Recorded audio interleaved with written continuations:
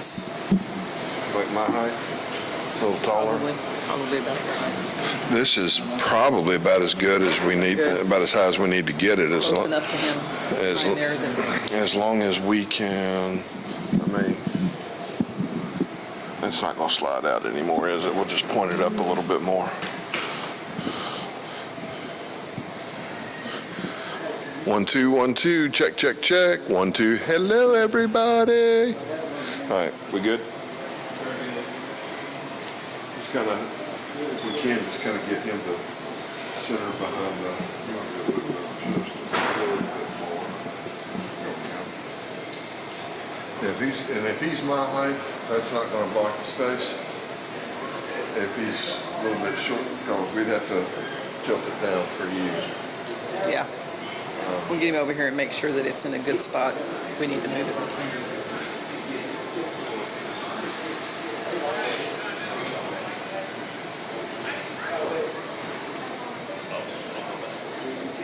Mic check, 1 2.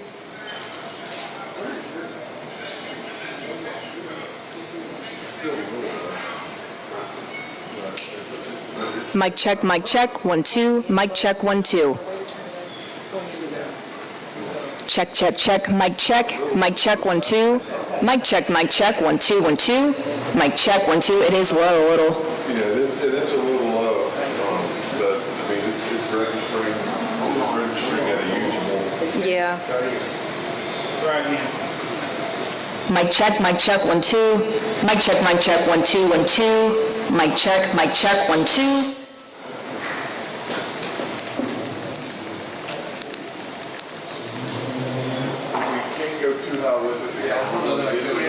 Yeah. We're going to get feedback out of this thing.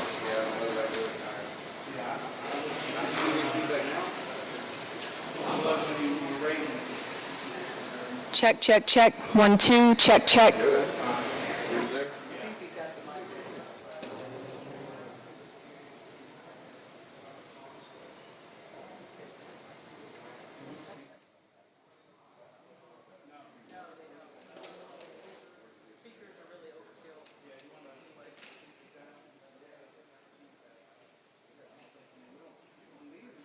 Not really.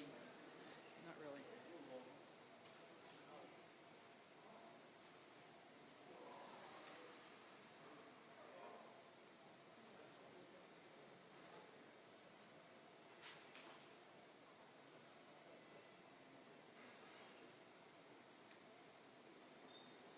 Check, check, check, check, check. Anything now? Is it, you good now? Everybody good now on audio? Yeah, I'm good on audio. We don't need the speakers. Right.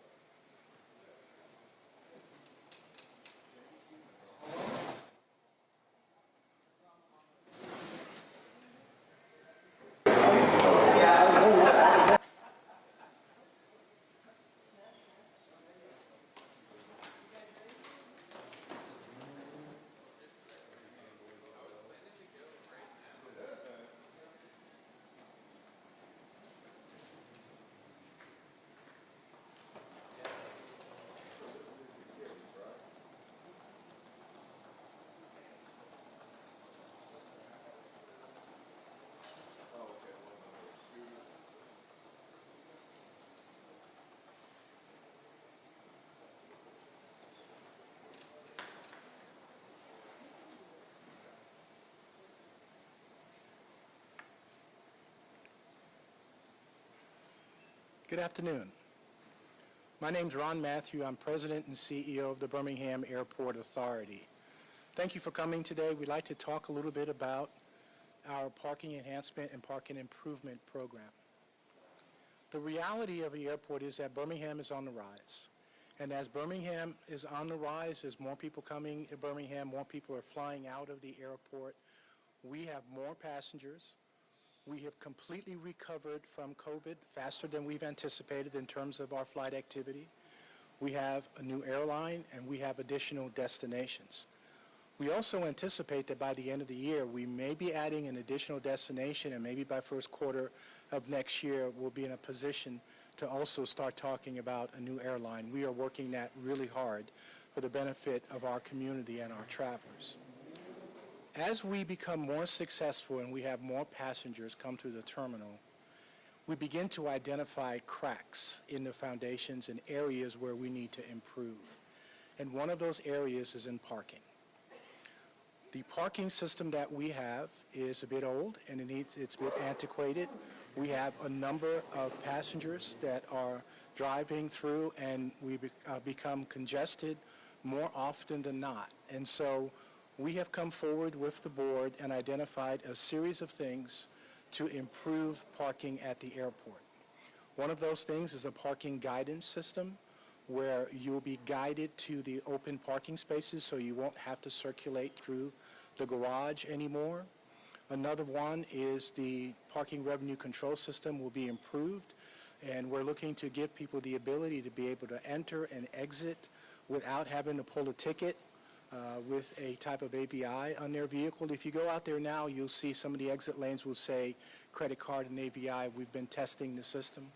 It's time to improve that system as we go forward, and tied in that as well is the rental cars at the airport. The rental cars area in the bottom half of the garage is just insufficient for the level of activity that we have. Now, we've given you a handout, and there's a lot to the handout. One of the things that we feel that we need to do is to take the entire lower level of the parking garage and make that all rental car operations. So you'll have return on one side and then rentals on the other. The passengers have told us that they would prefer to come from baggage claim and just walk across to get their rental cars and then they want to expedite an exit off the airport. They've also told us that when they return, they'd like to do the same thing. So we certainly want to accommodate that.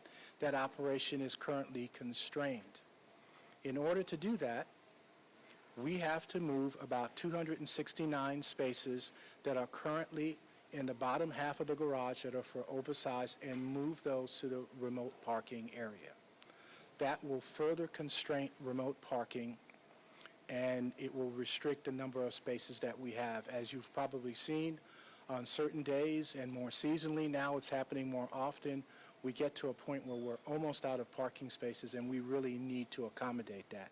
You know that's an issue because we're having off-airport operators pop up and are providing competition. In order to do all the things that we have talked about just now and what's in the flyer that you have in the handout, we need to address parking rates. Parking rates have not been addressed since 2008. It's been 17 years since the parking rates were adjusted at this airport. We elected not to do it during COVID. We elected not to do it when we were in inflationary periods. But there comes a time that we have to address it in order to improve the facility and the services that we're providing to the airport. As you may know, we've also added new elevators, updated elevators in the parking garage. We're looking to improve signage. We're looking to improve the striping and so forth. There's a lot to be done, and all of that is going to cost money. The parking guidance system alone is estimated to cost well in excess of $2 million, and the revenue control system even more than that. So we have gone forward with a consultant. We spent about a year looking at this, and we had a workshop with the board where they approved some of the parking increases for the hourly. For the daily parking lot, the remote parking lot remains the same. Part of the additional changes that you'll be seeing is we're currently in the process of selecting a valet parking operator to improve valet parking out here and provide a number of the improvements. As well as first quarter of next year, we're going to go through a process to select a parking operator to help us implement a number of the changes that we're making at the airport. It's time to do that. If we don't start making these changes now, we're going to run into a situation where we're going to have to start turning people away, and that is poor service to our customers. Now, I'm sure you've also heard that we're also going to be making some changes to the commuter parking program. And so I'd like to take this opportunity to just kind of clear up what the commuter parking program is and what the difference is between the commuter parking and also the employee parking. Let's start with the employee parking. The employee parking are people who actually work at this airport every day, and they have their own lot here, and they park here at the airport. The commuter parkers are individuals who work for the airlines who do not work here, but commute through here, and they go to their work site in another location. Two completely different things.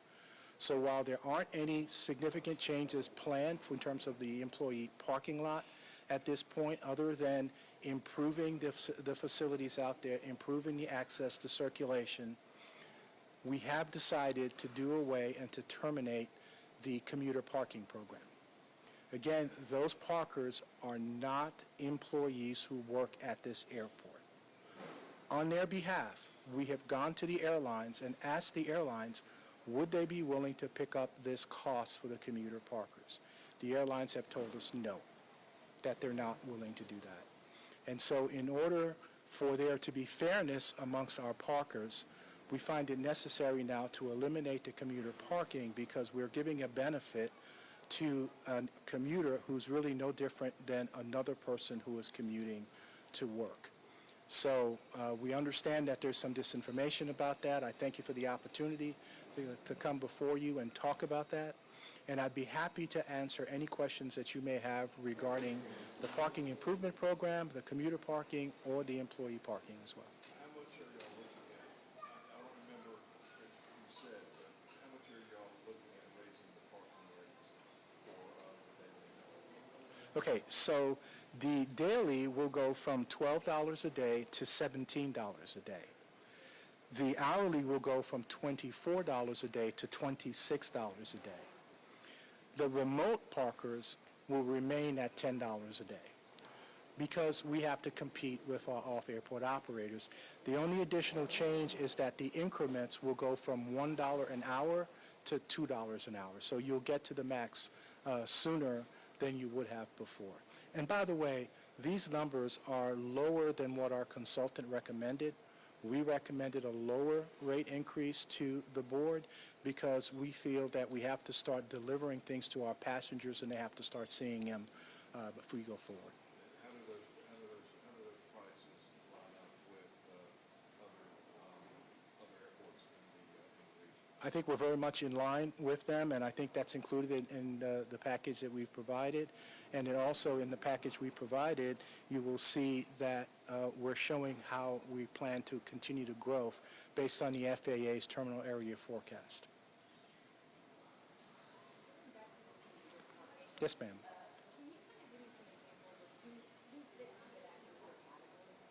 Typically, the commuters are pilots and flight attendants who don't work here. So they live here, but they don't work here. So they travel through this airport to go to their place of employment, and then they start their trips and so forth there, and then they come back here. Do you happen to have any sort of numbers as far as how often those spaces get used in the airport? Well, we have about 400 or so people that are into that overall program. We think only about 200 of them are active. But bear in mind, in this chart, you'll see the number of spaces that we have in the locations. We're taking 269 spaces that would have been in the lower half of the garage, and now we're moving them to remote parking, which is going to put even more pressure on remote parking.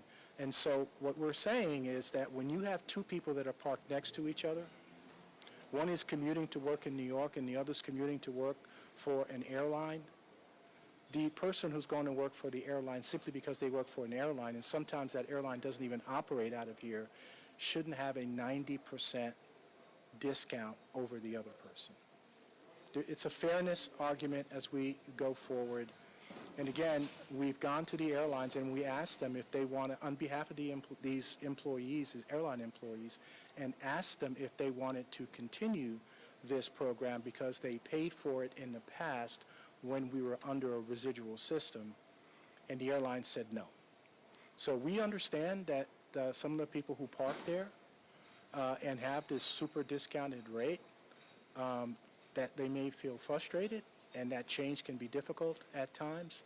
But from a fairness perspective, and the fact that we advocated for these parkers on behalf of their employer, and the employer said no, this really becomes an issue between those particular parkers and their employer, and not us.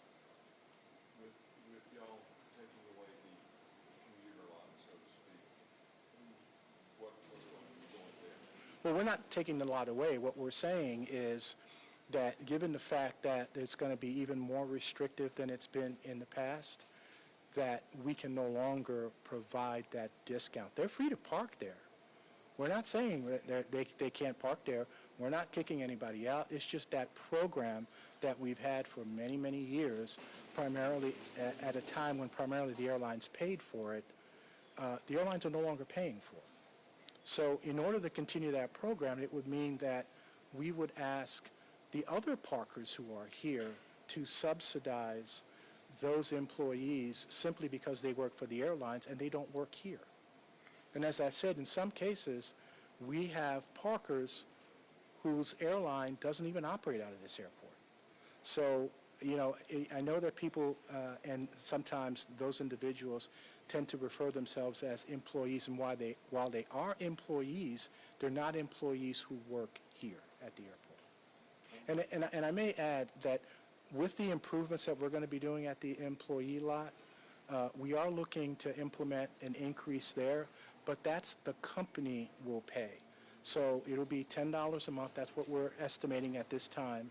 And we will pay that as well for our employees because we need to make significant improvements in the employee lot. Back up just for that second. So the rates for employees will rise, but y'all will be paying those employees. Okay, currently the employees that park in the employee lot, the people who work here, pay zero.